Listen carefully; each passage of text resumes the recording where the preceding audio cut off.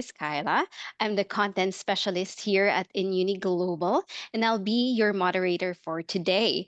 I'm not doing this alone. I'm delighted to be joined by our amazing speaker, Monica Sanchez, who will be co-moderating with me tonight.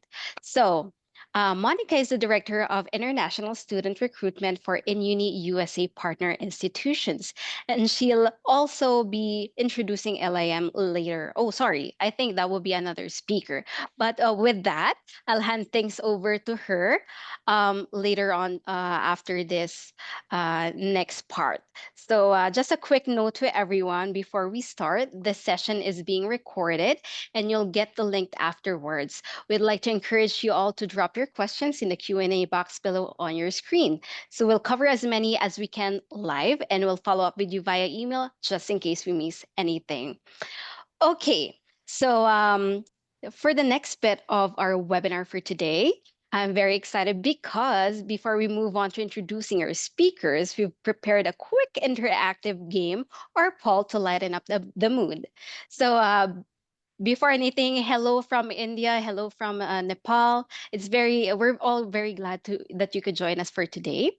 Okay, Karina, our brand associate, will be assisting us from the back and we'll be showing 3 questions on your screen. So the questions are all about fashion. So let's see how much fashion knowledge you've got. And here's the exciting part. 2 lucky winners will receive $75 worth of InUni miles. So if you don't know what that is, with InUni miles, you can redeem travel vouchers and with selected airlines, helping you save on flights for your next adventure. So whether it's a weekend getaway or a trip back home, these miles bring you a little closer to your travel goals. So to win, you just need to have the fastest fingers. You need to answer all the questions correctly as fast as you can. The first person with all the correct answers gets the prize at the end. So is everyone ready? So I feel like this is the very exciting part. So let's proceed with the poll. Karina, if you may please show the questions on your screen. So as fast as you can, everyone, please let us know what your answers are later. But yeah, feel free to join the game. We'll give you like 30 seconds for this. I hope like everyone would be able to answer it correctly, but if not, that's okay. All right. Has everyone answered it already? All right. I think everyone has. All right. Karina, we can go to the next bit. So, just in case, you know what's gonna happen. Um, we'll be announcing the winner at the end of the webinar, so be sure to stay until the end of this session. But for now, let's take a look at the introduction of the speakers. So we're very thrilled to introduce today's speakers, but with a twist. um, so instead of doing introductions, we're giving the spotlight over to them so they can introduce themselves. And I'm going to go around the world for this, actually. So first, I'll hand it over to our gorgeous speaker all the way from India, Archana Panda. Hi everyone. A big hello from India. I'm Archana here, and I bring to you on the table 25 years of experience in fashion and retail. That's a bit about me. So you can see the companies I have worked with.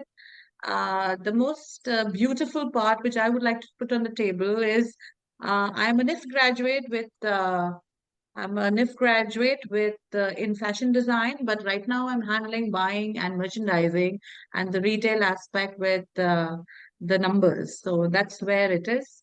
And everybody is free to chat here, and we'll come back more. Thank you very much, Archana. Next, we go to Nepal. So we have the wonderful Utkris Kadka. Hello and namaste to everyone. This is Utkrisht Kharka, all the way from Nepal. So I have graduated from Lovely Professional University. I have done master's degree in fashion and apparel designing. Apparently, I have been working in industry since 2017. Currently, I'm working at IFT School of Fashion designing, where I'm academic head. Along with that, so I'm active in glamour field as well. But having said that, I have been working in field around 8 years and then learning things every other day. Yeah, so again, it's very a wonderful opportunity for me to be here. And I really like to thanks everybody watching out there, and then like specifically Surjadip to reaching out me for this webinar. Thank you. Thank you so much. So, lastly, we have the very last but not the least speaker. So, we're going to go ahead and travel to the US now. So, specifically in the Big Apple, New York City. So, we welcome George Toledo. Hi, everyone. Thank you so much, Kyla, and happy to be here. My name is George Toledo, and currently I do serve LIM College as the Assistant Vice President of Enrollment Services for all graduate and international admissions. I am based in the US, but most specifically, and I think importantly, in New York City, right in the heart of the fashion capital of the world, really allowing our students to grasp everything that the industry has to offer right at their fingertips. I do come to this webinar and this partnership within Uni from the education side. I've been in higher education administration for just over about 13 years now. I previously was with Florida State, which is my alma mater. I have my bachelor's and my master's degree in education policy and evaluation from Florida State University, and just very excited to be here with everyone and talk about all of the wonderful opportunities that are available for students at LAM, but also in the fashion and lifestyle industry as a whole. So thank you. Thank you so much, George. And thank you all for your wonderful guest today. So, now let's move forward as I invite Monica to guide us into the main event. Thank you very much, Kyla, George, Archana, of course, Chris. I'm very excited about this session. You all know we're a big crowd today just to discuss and chit chat a little bit about what's going on in the fashion industry. This is going to be a very relaxed, but at the same time with a lot of opinions here. So feel free to join by putting your opinions in the chat or questions, because this is all about, roundtable, all of us having a voice here. So, as Kyla was introducing, the main topic of today is how fashion becomes one of the trillion-dollar global industries in the world, which means that this is more of about just having a dress or being on a career of design, but more about what's in the behind, right? So just for that, we're having our three guest speakers and experts on the industry from different positions, different countries, different cultures, and all of them have traveled the world with and be ambassadors of this topic. So for that, I'm going to start with one opening question, and the three of the guests are going to be starting to interact. You can also interact by the chat, as I mentioned before. So let's start.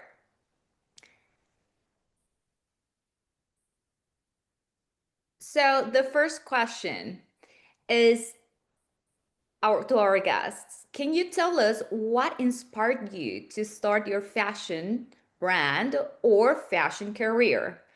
So I want to give the first opportunity to Archana to express a little bit how you find yourself, Archana, on this industry. You chose it, it chose you, how it happened. It chose me. I chose Barbie dolls, and then Barbie dolls became fashion to me. It started there, in all honesty. So, yes, this industry chose me. If I come back to that question, it's a little girl and a Barbie doll. You play with it the whole day. And very fascinated with the small dresses. I started making with my mom's saris. If you all know what those saris are, old saris. And while growing up, I took towards art and painting. Yeah. And one fine day, I realized there's this college offering you, which combines your, your passion and a professional degree. And I just jumped into it. I said, okay, this is what is my heart's calling. And it was the NIFT fashion design course. And I think it just happened. That's how it's for me personally. I think it's passion and profession that's come together, and that's leading the way, and it still leads the way. So Yeah. And Archana, just by saying that, how did you discover that this was more, as you mentioned, just something that you liked or a hobby into what is your professional career right now, which actually is it's making you have a good life and have yep, financials home, just yes, conquer all other targets that you have in your life, right? yes, yes. So it's very beautiful. I think touchwood. It's very beautiful for me. I think Utkarsh will also agree. Something with passion and it rekindles with your profession, you get Yeah. the best outcome. So that's what it is for me personally. So yes, and then globally travel to a lot of countries, and it's given an exposure. And of course, again, I bring back to the table, and whoever is here hearing me, all the student panelists, I have moved from designing, fashion designing to the retail side. So I've literally seen the 360 degree of fashion, and it's still very exciting. So it's Wow. you're discovering another side every day. So it's Wow. I beautiful. will not throw the question if you want to go back to design, but maybe we can leave it up for later because I know Yeah, people is we'll going to leave be it for asking you later. like, Yes, yes, yes, we'll leave it for later. amazing. Good. So now, Chris, I also want to ask you the same question. What inspired you personally to enter the fashion industry, specifically from, education side? And I know you also have experience on it in the creative side. So, Chris, what's your personal experience? So, in early days, is like when I was child. So I was a mama's boy. I'm still a mama's boy. So I was inspired by the garment my mother used to wear, as Yeah. Archana said, sari, all those kurtas, and then and she has a very peculiar taste when it comes to fashion, and she was always on trend. She was Mm-hmm. following it here and there, but again, I think I got it from her at the end of the day. So she is a mortal overall inspiration for me to become a designer. And Mm-hmm. again, she is also a very creative lady, where she do the crusades, she does all these beat walks and all. And that was something where I have been learning it unknowingly. And apparently, when I was in India, so I was doing my plus two there. And meanwhile, so I was just going to the career path that I was supposed to choose, because I did my uh, biology in my high school. And then Okay. so everybody thought, okay, maybe he will go to a medicine or something. But then when I came back to Wow. Nepal, and I was like, no, no, any short of things, maybe I will doing a designing. It was a bit tough for me to choose this career path, because it was very a new thing for most of us in Nepal. Mm-hmm. But having said that, it was a nice step that I took. I might not know if I would have doing some medicine or something, I might not have been able to be as successful as I am in this particular situation. But then with God grace, I'm pretty much sure my mother inspired me, and then that is how I end up here. And again, so creativity is something that really makes me happy, and then that makes me live my life. So I think that's all. That's whole career, creativity, my mother, and everything that come together, and now I'm here. That's amazing. And actually something that you mentioned right now is that how education is evolving nowadays to 2025. Uh, and actually remembers me one very beautiful thing about LIM that I would just do like a little commercial in here because LIM has being able to combine what you mentioned yet, Chris, of STEMs, which is, science, technology, engineering, and mathematics into what the fashion world and the fashion industry is about. So now in this 2025, I know LM and many other universities and systems all over the world, education systems all over the world, have managed to understand that this is, as you mentioned, creativity, but it has to do with the STEMs. And now students have the opportunity that maybe we did not had in the past of combining both things, right? Because of course you come from a very strong background of sciences, and now you're in the fashion industry as well. So it's exciting that now you're kind of experiencing all this evolution of the industry itself in terms of what you can choose, right? Not to choose one or the other, but have the perfect combination of both. So it's very Indeed. good to see it. And now I want to open the conversation to George, which is based in New York, with a more American perspective, international American perspective. And George, to you, um, can you share what inspired you or how you find yourself in the fashion industry and education side as well? Yeah, most definitely. So, my journey in higher education began as a student worker or student assistant on my undergraduate institution's campus. And once I started really working alongside students, advising students along their journeys to either enter into educational programs when I got my first taste of admissions, or advising, assisting students through that journey up until graduation, I really found a passion for educating the next generations to be great leaders in our world. And with that, I found LIM College. I've been with the college for over 8 years now and have watched many students come into our programs, succeed, begin great careers within the industry with more than about 800 different companies. There's so many opportunities to take advantage of. And I know I don't want to give too much away. I know some of our questions later on will address some of these topics, but I think Monica, you just hit a really, really great point in that the industry is constantly evolving, ever changing. I mean, we all know fashion trends come and go consistently. Over the past 5 years, just the embrace with technology that the industry has done is incredibly important to deliver that type of knowledge and education to our students. So I do agree that it's a wonderful opportunity when we've incorporated STEM into our degree programs, specifically within the technology sectors, but within mathematics as well. We've definitely increased that Yes. offering. But I think all of us in this room right now can attest to the fact that just over the past 5 to 10 years, the technology we're embracing in our everyday lives has completely transformed. So of course, with that comes the fashion industry as well. Thank you, George. And actually, it's very interesting because I don't know if all of our participants here knew that this is $1 trillion industry.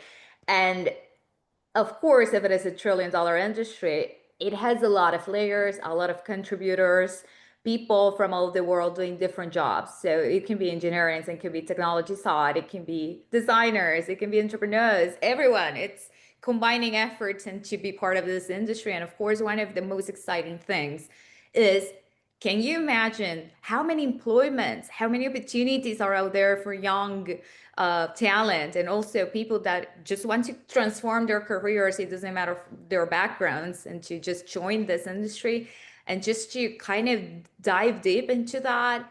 I want to show the second question, which is, what's the future of this industry? If we're right now $1 trillion industry, what's coming next for the next years? So from the expert side and perspective, I want to call back to Archana on asking you, Archana, uh, from your perspective, how has the fashion industry in India evolved in the last 5 years? And what's your thoughts about where are we going? What's next? So, a very interesting question here, Monica. To if I bring it down, I think I will go back to 5 years. The world Mm-hmm. has seen COVID. So that's Yeah, a very big impact on this industry. true. And it has seen a big, so two shifts have happened. 5 years back, there was this generation, which has grown after 5 years, like 6 years as we speak. They've grown up in COVID for 4 years. Second, they've seen a huge use of AI and tech. Okay. Yeah. I remember 6 years back, we were not using Teams as much in India, at least. And today it's become we are on a webinar. So it's become on everybody's main list. So two things. One is COVID impact. Second is the tech impact. The tech impact is so big that there was a time when we were on WGSN for trends. Today it's moved to Insta. It's more Yeah. TikTok.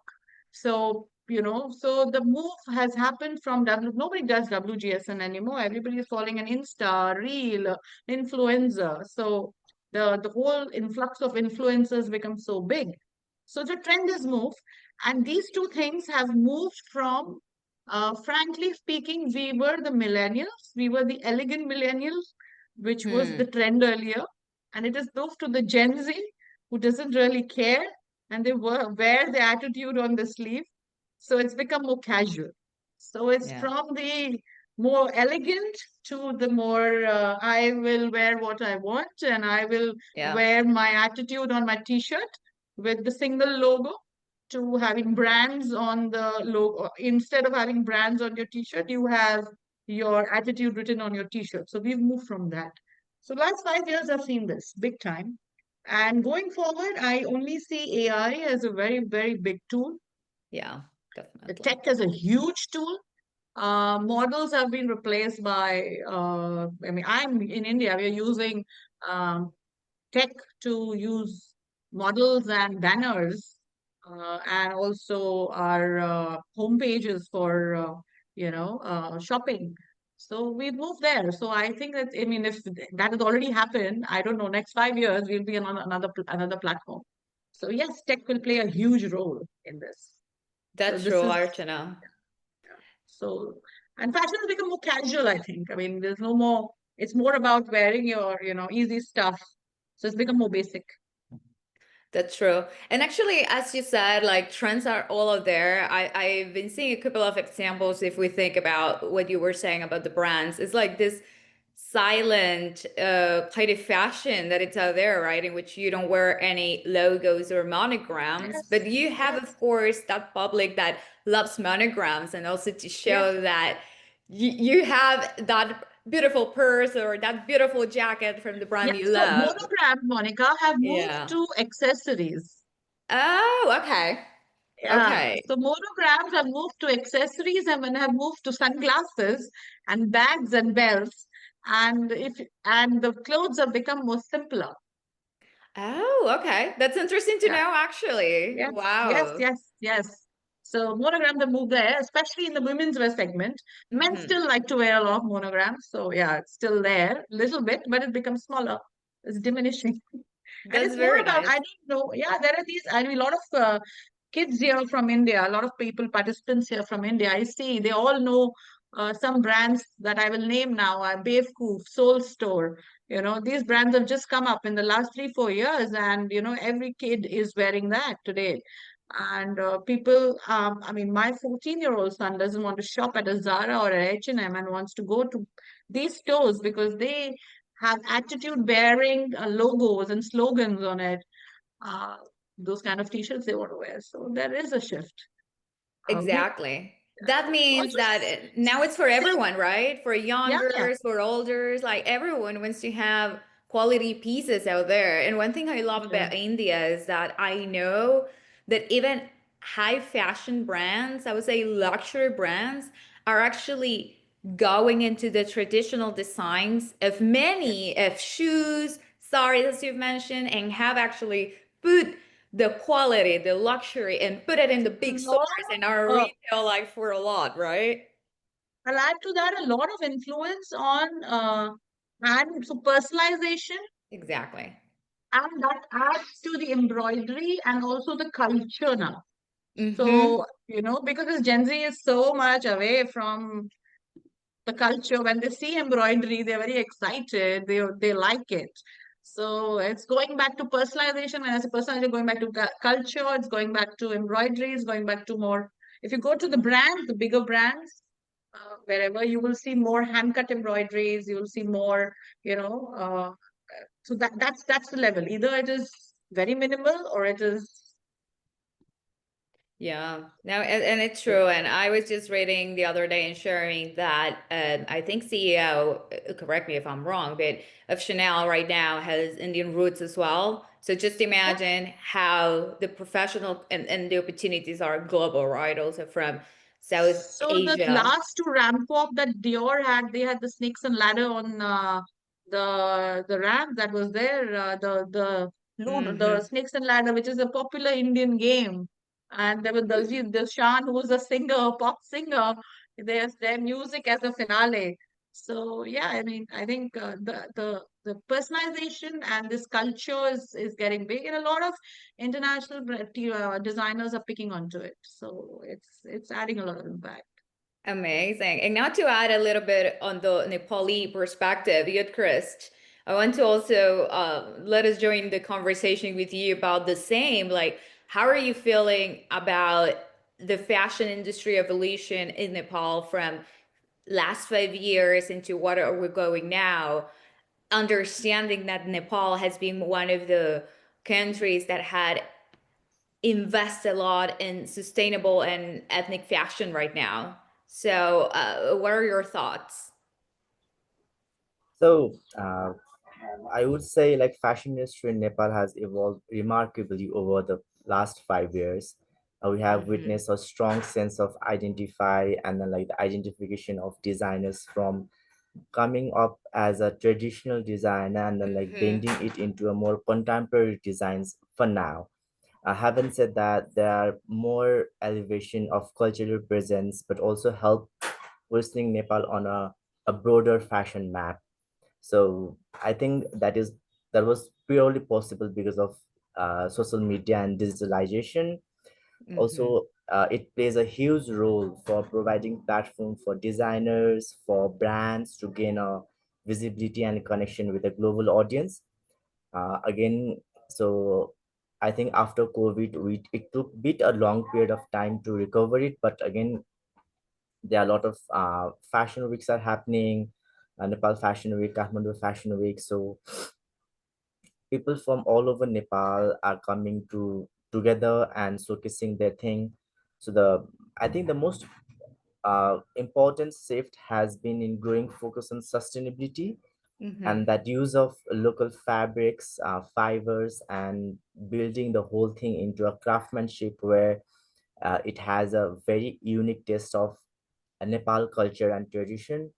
There are now a deeper appreciation for originality and handicraft works, Okay. which refers both creativity and responsibility towards the culture and the traditional. So overall, so industry has become far more dynamic, compactive, and again innovative compared to a few years back. I still remember when I was student, so I was graduated around 2018 from Namuna College of Fashion Technology here in Kathmandu. And then it was a very typical platform. So designing is all about, handwork, or it was all about you go and do a industrialization Mm-hmm. thing, or more or less you have to be sticking with one particular genre. But then like now I can see a lot of upcoming designers and a lot of people from different backgrounds are like interested to come up with the new designs, collections, and that's pretty much tempting. And I think people from different countries are visiting Nepal for the craftsmanship, the sustainability, because I think we are quite prominent about that in fashion world where we Mm-hmm. have not lose our roots. So I think it Exactly. is changing, it is evolving, yet it has not left the roots of its own. Amazing. And that's very nice because that's why heritage goes to different generations, right? Just to show and put Indeed. it there and keep it alive, but with a touch of futuristic and adaptation to what's coming, right? And that's very important. It's like a mini I think treasure that Bhagat we're Guru plays inheriting. quite an important role here because Yes. once he was showcasing his design, and then like so he brought the models in a ramp with a very Nepali touch. They had this vermilion in their head, and then the hair thread lata, the tied on their hair, which was the garment was typically modern, but Mm-hmm. then the makeup, the style was quite rooted here. I think that also helped quite a lot. So yeah. Amazing, Youth Christ. And now just to combine the vision of George from New York and also from the education sector. George, what's your thought about what you're seeing there in New York where everything happens, I love to say. What are you seeing in the fashion industry from 5 years now, and what are you also seeing from the next years? Mhm. Yeah, most definitely. So I not to echo my fellow panelists, but I think that a lot of great topics and a lot of similar ideas I think are Mm-hmm. being present across the world within the industry. But I think when we talk about the last 5 years, we'd be remiss not to mention the pink elephant. I think all of us embraced at some point, no matter where you are in the world. COVID Yeah. took the world by literal storm in 2020 and really changed a lot of different industries, and fashion was really no different to anyone else. You know, the experience of us shopping within a store has changed, as well as the way that the supply chain is working, logistics, the way we're moving Mm-hmm. materials has changed. So I think in some aspects COVID might have changed us for the better, but there's been a lot of change in the industry as a whole with COVID. I think currently and oncoming, we also cannot deny the effects of technology. I think, again, all of us in this room have in some way embraced AI. I think every industry will begin to embrace AI to some extent.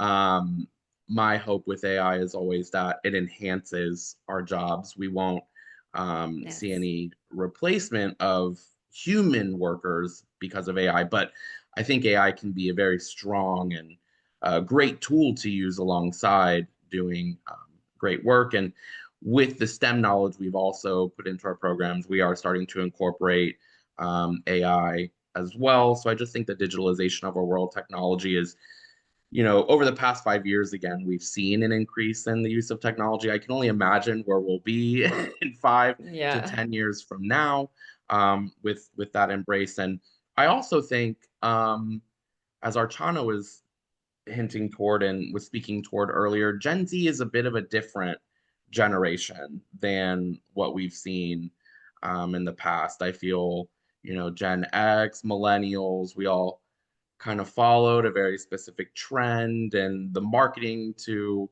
the older generations has always been pretty standard. But with Gen Z, it's a little different.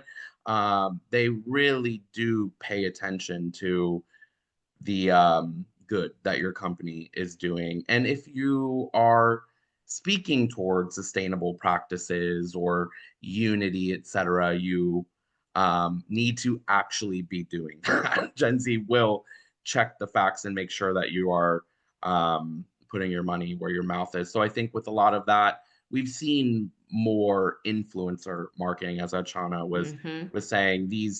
The younger generations really do prefer to see it from somebody they relate to, they understand, not necessarily a celebrity spokesperson anymore. So I even think the way that we're marketing our products has completely changed over the past 5 years, and again will continue to evolve moving forward.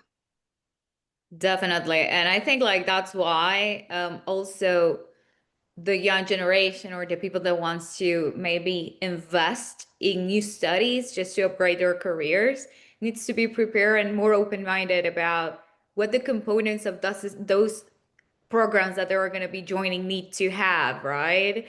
And from that perspective, just to help the people that it's in here joining us and our guests to understand some tips in order to look wisely into the programs that are going to be investing, I want to ask you, outside the designing part of the fashion that I know Archana has been performing programs of design, and Youth Chris is super knowledgeable about that as well. Outside the designing only component, and understanding what technology is bringing us, and understanding that now people want fresh new images and communicates different, and marketing and sales works different right now in the fashion industry. I want to go back to Archana and ask you, what other career paths are you seeing that are available in the fashion business now?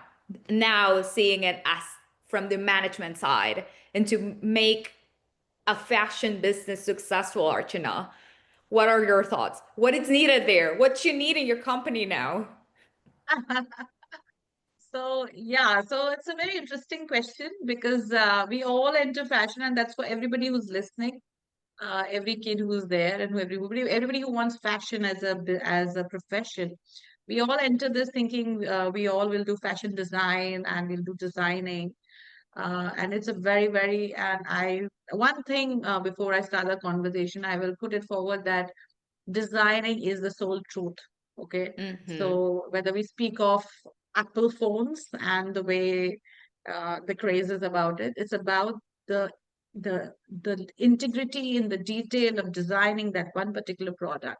So that's Okay. something, a key takeaway we cannot take away from anybody. So yes, designing is very important.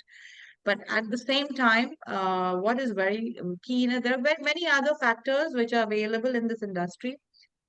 So if I say there is buying and merchandising, Mm-hmm. which is what I do, which is completely understanding what you. So Utkish says he's done sciences. So I've also done science. But I'm saying sometimes we feel, why have we done science, and that why are we doing the fashion? You Fashion, want to do yeah. fashion, but it is important because today I'm doing numbers. Mm, So I understand what is selling. I take the data out of what the sales are, and then understand what is selling and what the consumer wants, and then you yeah. design according to what the consumer wants. So that aspect is called buying and merchandising. So in a very small way that I've put it across, so data analysis of what is selling, okay, to make and choose the right product that will come on the floor at the right time. It's called buying and merchandising, a very critical aspect of the entire retail business anywhere in the world. So, very first as that. The second is the backbones of all of this, which is the sourcing. Okay. So when Mm-hmm. I buy a product and I say, okay, I want to make this dress, and this dress is sold a lot, and I want to put it at a certain MRP or a certain, cost. But I need to give my company a certain amount of business, right? Which is the Yes. margins we all work for, right? So who will get those margins? And I'll say, okay, I'll sell it for 14, whatever, Indian rupees or US dollars, whatever you want to convert it to. But who gets that? That's come from your background, and that's called sourcing. That's the second backbone of the retail. Now, so that is, there's buying, merchandising, and there's sourcing. They can get it sourced from anywhere. Like Primark sources from India, right? So Yeah. yeah, they do a lot of Primark sources from India. Dior handwork happens from India. Okay, so you can, that's sourcing. Who gets it? From where you get it the cheapest, so that you make those margins. That's another bucket. It's called sourcing. And then you have another one who makes our stores look very beautiful, which is called visual merchandising. Okay, Of I'm going to walk course. into the store, or if you go to a Lululemon or you go to an Oi show, especially an Oi show, you will see or this international brand, there's a particular perfume also, which is there as soon as you enter the store. You go to a Yeah. Zara home, right? So right from how your store will smell to how it will look and what is the consumer experience, uh, it's the whole thing. So that is called visual merchandising. Now, there's one more aspect to this. It's called the retail planning. So, which is about numbers.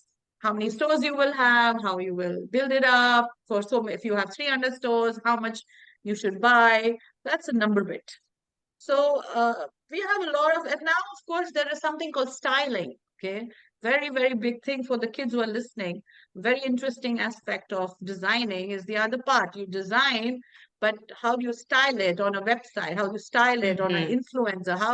How do you make that reach come to you from the marketing perspective? So that's a big aspect.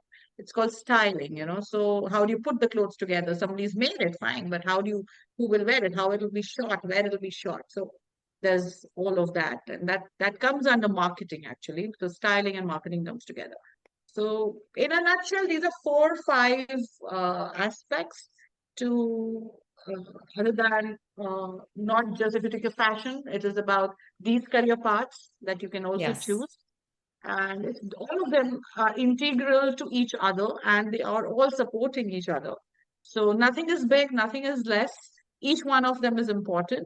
But design and product, designing a product is the essence of everything. And a classic example to that is an Apple phone. So, an iPhone is the classic example because this guy, Steve Jobs knew, he did calligraphy and he knew how to design a phone. He was not a very good engineer. He hired an Yeah. engineer to make the phone, but the beauty is how each part is put together. So product is the key sense and designing is the source. And then there are these aspects that you can actually move into to build your career. And this you will know in the first year or the second or maybe after doing. Like I passed out from from fashion design, and after 3 years, I gradually moved into buying and merchandising, and your interest will take you there. Somebody will get into Yeah. VM, somebody will get into numbers, somebody will get into sourcing, somebody says, no, I just want to do designing, I want to do graphic. So all of this is individual interest, but product is the key. It stands at the center. So that's where I Amazing, look at it. Archana. I think like you mentioned 4 or 5 career paths with different Yeah. names. And Yeah. I know that there's a lot of opportunities right now in India, as it seems. And from you, Chris, what are your thoughts now if seeing that India is offering also many new career paths? From Nepal is similar, is the same? Just apart from designing Yud Chris, what are you seeing that it's out there and what's the need for the fashion industry in Nepal from your perspective? So it's a very common perception, but in reality, fashion is much more broader industry. Mm-hmm. Uh, they just think if you study fashion designing, you will end up being a designer, but that's not Yeah. true. As Archana mentioned earlier, there are a lot of diverse career path where you can work and get success. Like as she said, merchandising, real merchandising, styling. But having said that, I think those all are very technical side, and then I would like to talk more into a creative side. So again, Okay. there are things like a fashion photography, a Okay. Yes. modeling, makeup artistry, and accessories designing, right? Which are more fun, I think. So me myself, I'm really outgoing person, and like I would not love to sit in one place with a table and a chair and sketch pad and sketch all over the time. But again, that's a basically backbone of everything. So you might not be able to skip that part, but again, it's a refreshing for you, right? Like beyond those areas like fashion marketing, a public relationship, a journalism and event management. So they are growing rapidly here in Nepal because the industry is becoming more global and media driven now. So we can see a lot of opportunities in term of journalism, public relationship, where again coming to a event manager, media manager, and lot of things. So recently in my institute we have introduced this thing called event and media management subject, because that was really an in need, because people were like, okay, what do we do if this kind of job was appreciated, kind of thing. So keeping those things on mind, so creative industry is always unlimited. Now, yeah, it is said, so fashion is not limited to designing alone. It's a Mm-hmm. whole ecosystem where multiple skills come together to shape the industry in more better way. Yeah. So there are again another part as I teach, right? So teaching is always there. So pattern making, again, if you talk about textile development, again, that's a different genre of it. So I think we should not limit ourselves just uh, Yes. become a designer, but again, we can come up with a more and more creative things and more concepts. So developing a new content is what I think that is what a generation is looking for more than, because back then, 4 5 years, it was more like, okay, you are a designer, you should be design. There was Yes. no white path, because it was hard to move in different areas. But now it's a totally different. So yeah, I think there are a lot of career opportunities out there. Amazing, a good Chris. And actually, one thing I really like about what you're mentioning, it's because sometimes when we think about, and we focus a lot on STEM, we kind of, it seems like we are trying to hide a creative industry, right? Like we want to just Mhm. become like more into the technology and just forget about the roots of it. But now that you're mentioning, hey, let's not forget about also the creative side of it, such as photography and the ones that you mentioned, kind of transports us to the roots of it, right? How everything started.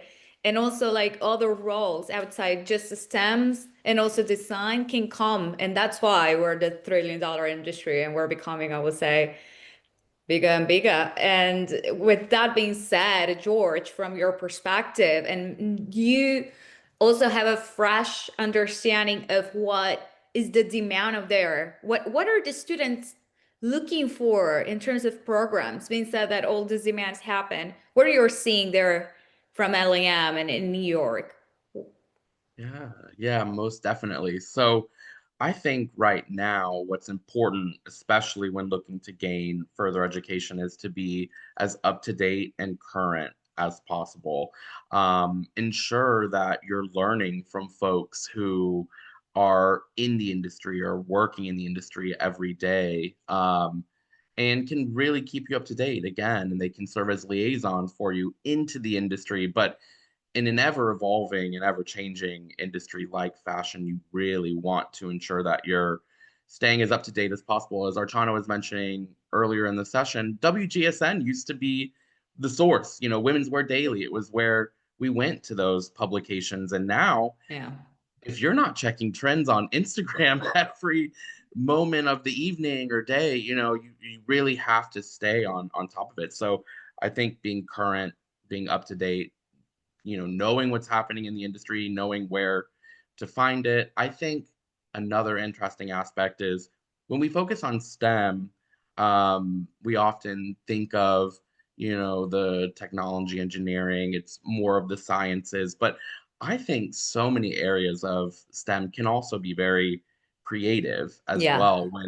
When looking at the technologies that we use, like Adobe Design and art, etc. It's all to promote brands, to see where your consumers are coming from, and then to create marketing and to create the advertisements to draw them back towards your product or your business or your brand. So um, yeah, I think a lot of people, when they think of fashion, automatically just assume fashion design, and but there's so many different areas to work within the business aspects. Number one, the buying and merchandising, of course, the trend forecasting, planning allocation, working directly with budget, supply chain, operations, marketing, public relations. So there's many different areas and many niches to fit in within the business aspects of the industry. But yeah, I think just staying up to date, current, and finding your place is really what students are looking to do at this moment in time. Amazing. And actually, if you want to explore a little bit more to our participants of this webinar, LAM has a very nice career quiz that I really love and enjoy. I think I will try to put it on the chat. If not, we will add this to an email later. So if you're kind of wondering what will be your career path in fashion industry just for fun or just because you're taking a decision, that's a very nice tool that you can use and it's very interactive. So thank you, George, for bringing that up.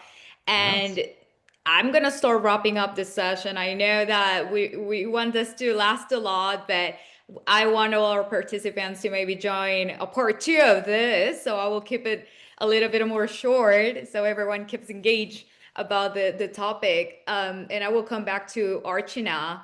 And the question that we want to have, it's going to be in two parts, Archana. So the first is how can international education complement the existing fashion curriculum? Meaning, for example, you were mentioning that you're right now traveling a lot and that helps you to do the best decisions for your company. So you need to see the world a little bit outside India. Or Yud Chris has been mentioning that he's from Nepal, but he studied in India as well. So of course he has a different point of view. And George has been all around the USI and also have a very international perspective.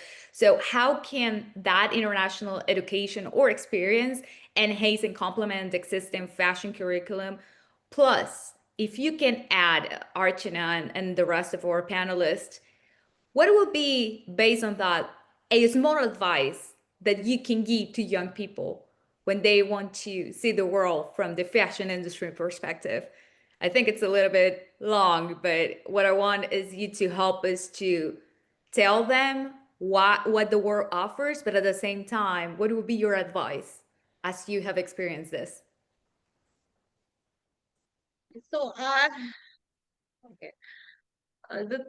Of course, firstly, to put is no education is less. Yeah. Okay, so I'll start with that line, and the more exposure as an individual that we have uh, is is to add to what you can give to the back to the job or the field that you are in. And I personally, I think I have a regret that I did not pursue my further education abroad. It's something that stays with me, not at an age and stage I am that I can do it. But if at a younger stage you can take a additional international education that can help you in your career, it gives you a perspective. Firstly, it gives you a very global perspective of how things are, especially in fashion, because Yeah. I mean, we everything in fashion is somewhere down the line. Especially, I'm talking from the brand side because I work there and I've been here for 25 years. Somewhere down the line, everything is driven by Europe, and a lot of Europe influence, a lot of Korean influence that is coming in of late. So the more you travel and the more these education adds to the sense you can bring to the table of what is happening internationally and what is selling there. When you see people outside and you traveling with them, and the concepts you're learning with them, and you come back to your home country, if you want to come back and you apply them, it always adds a bonus. It adds to you and what you get on the table with the international perspective, be it in terms of what is selling, be it in terms of a good mix of global interactions that you will have being outside. I mean, if I give a very small example, we are in India, okay, and we are a very, very modest country. We are very broad-minded, but at the same time, the fashion that sells here is pretty modest. So, do we ape Europe completely, or do we go to Turkey, or do we take Korea as is? So, Mm-hmm. where is the balance? Is something you can say because you are in your home country, and then when you travel everywhere and when you go international, that education really helps you to add that cut with just sitting in your home base. Is I think it gives you get a little blinded with what you're seeing already.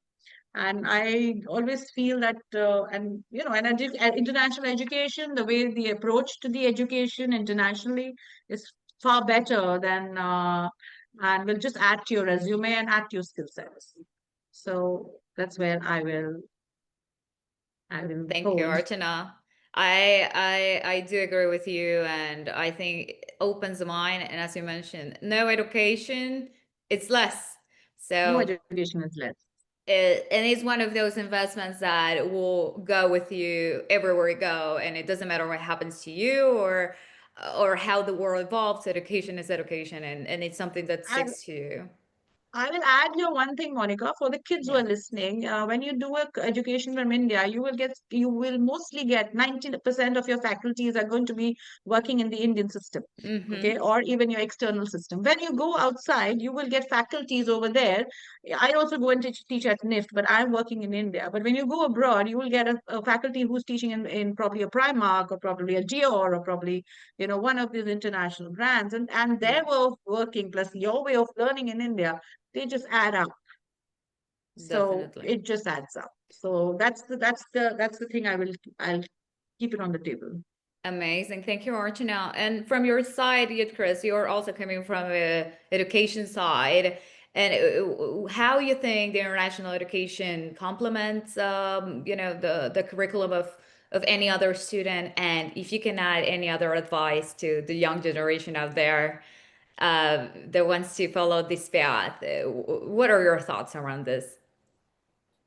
So, uh, overall perception of mine regarding this question is the only thing that is buzzing in my head is the understanding of global market trend, consumer behavior, and digital transformation. Because, as Archana said earlier, I come from Nepal, and like when I went to India for my studies, so there was a whole new thing that I got out of it. So there was a lot of exposure for me because so we are a small country and a very a niche market, but when it comes to India, it's a huge. And I was like, okay, where am I? What am I doing? Because in the initial phase, I was quite nervous when it come to me. But then, like international education can greatly enhance and complement the existing fashion curriculum, whether it in India or Nepal or anywhere out there, by bringing the global exposure and like a diverse perception, and then again coming up with a uh, update regarding the industrial parties, like maybe the supply chain, again coming with a local circumstances in which the curriculum are rooted to its traditional cultural and craftsmanship. But again, having said that, like I think Dior did this also at Mumbai with a very Indian craftsmanship. I think 2 years or 3 years back. Uh, I think the Maria did it, right? Yeah, But then we can see the touch of Dior in it. So the silhouette was quite Diorish. The element that they added from India were very prominent, but again, the touch of the Western world was there, but because that was what the thing was revolving around. And I think the curriculum is again the same thing because it also combines the local knowledge with international standard. Students care more holistic education, one that not only preserve the identity but also hmm, equity them with the excel in the global platform. I think it's a great way to learn when it comes to fashion because uh, due to this industrialization and then due to this digitalization as well as the reach of social medias, I think the fashion has become a global now. Yeah. definitely. I do agree with you, Youth Chris. And if you want to sum up one advice, what would be that for the young Nepali interested So, in, starting a career in fashion industry? so I would say stay focused and do Mm, a lot of research because research is to key to success. And so fashion is, I think you can never learn anything in limit, and yes. you will always have a lot to learn because I think in 6 year of education things, I have done masters, but again before going to a class I at least do a research, what am I delivering Yes. to students. I can prepare. So Yeah. overall, I think research is key to success in fashion because now it's like changing. Today is this, and that trend is out of nowhere. The next new trend will be there.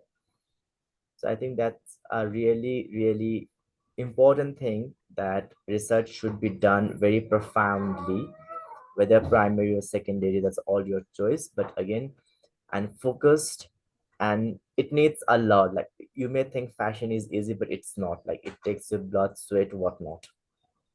So it's a Amazing. before jumping into this thing, it's not only glamour, Yes. it's about a lot of things. Yeah. Hard work, I would say. Definitely, Teresa. Yeah. I'm with you on that one. And to close our roundtable and questions, I want to leave it to George to tell us more about what, under his perspective, international education complements the fashion curriculum of anyone in the world. I would say not only from India and Nepal. And George, if you can also navigate a little bit on how LAM can be interesting for students that are looking for an opportunity to do so, it would be wonderful. So our audience understands a little bit of what we do at LAM.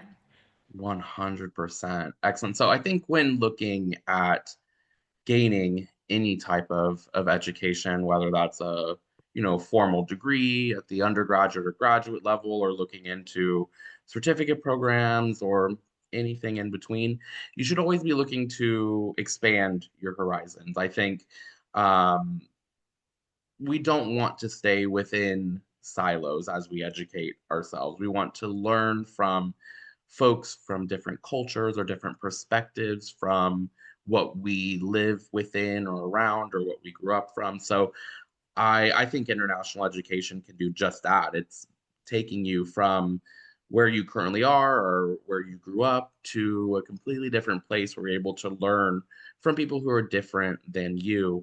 I think at LIM in the US, in New York City, and at LIM in general, we have a very interesting and unique experience in which students are coming to the US from all over the world. At LIM College, of course, we see wonderful students coming from India and Nepal, but we see students from 40 different countries across the Yeah. world. We have students coming from all over Asia, from European countries, South America. We have students coming from Canada and Mexico as well. So we really do have at LAM College, but in the US in general, a great melting pot of many different cultures in which students can embrace the industry in that country, understand the marketing perspectives, I think gain a global perspective as well, but learn from others who are different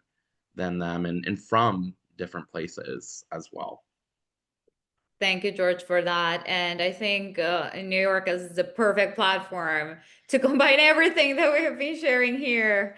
And also, I'm very curious about learning more from India, Nepal, success stories. We know we have already some of them, so check our Instagram just to see some testimonials from alumni that it's from Nepal and India that it's very successful now in New York and it's taking the path of management. And thank you, George, for contributing to this last part of the roundtable. Archana, you'd Chris, I think we had a very good time. I wish we have more time, but we needed to cut it in here. But I will do already the question if you're able to join us for a second part, because I think everyone is just, eager to learn more and just to put some other hot topics on the table for next time. So I hope we can count on you for another day just to continue discussing this amazing $1 trillion industry opportunities that we have at fashion. And I think now that we have closed the roundtable, I will leave it to Kyla as she is revealing who's the winner from the poll at the beginning. You're going to be able to, one of you, the fastest fingers first, as we like to say, right, Kyla, is going to get the voucher. And after that, we will be having a closing remarks. So thank you, Kyla. And thank you, George, Archana, and Good Chris for your participation in this roundtable. Thank you very much, Monica. And to all our speakers for today, thank you again. So it's time for the moment you've all been waiting for, the results for our poll game. So, I mean, who doesn't like free stuff, right? Even I do. So we have two winners, one coming from India and then one coming from Nepal. And now to announce the names. I hope they're still here though, but it's okay. So the winner, the very first winner from Nepal would be Pooja Tiwari. If you're here, please say hi to the chat box, but it's okay if you're still not here as well. The second winner of our poll would be Kushbu Agarwal from India. So congratulations, guys. So we will be in touch with you for your prize. And for everyone else, thank you so much for jumping in and playing along with us. Now, Monica, before ending the webinar, I know you have a little something for our speakers. Yes. Since we are not in person but united by technology today, we want to present the certification or a token of appreciation from LIM College and Uni to our guest speakers for investing time with us today. So please, team, help us to reveal those certificates on the screen. So the certificate reads as Certificate of Appreciation.